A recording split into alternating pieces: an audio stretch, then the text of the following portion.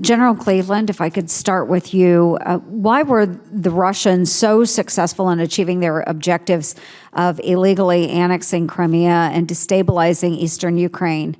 And why do you think U.S. Special Operations Forces are prepared today to counter situations like that in the future?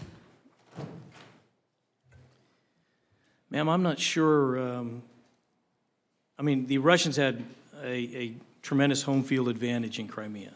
And we would have had to recognize and understand alongside the Ukrainian government early on what was happening. I'm not sure that we had our antenna out to be sensitive to that and then be able to react early enough to counter what was going on, using many of the things that were spoken about earlier, being transparent, shaming, bringing that out, providing perhaps some information warfare antidote to the just the blitzkrieg as was described on the information front.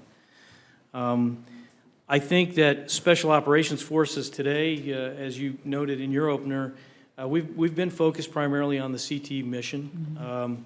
However, there is an element within SOCOM and the Special Operations community which has been applying its trade in indigenous warfighting that maybe earlier on, had we had the political will to commit to supporting the Ukrainian government in its early stages, we could have at least been a tripwire. We could have perhaps provided some capability. We would have shown perhaps resolve that we would not let this type of nefariousness stand.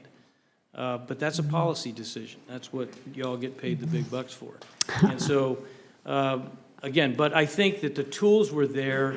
Whether they were considered in the deliberations and whether those that were in a position to advise were literate enough to provide what those options might look like, that I don't know. I was obviously focused still at Fort Bragg.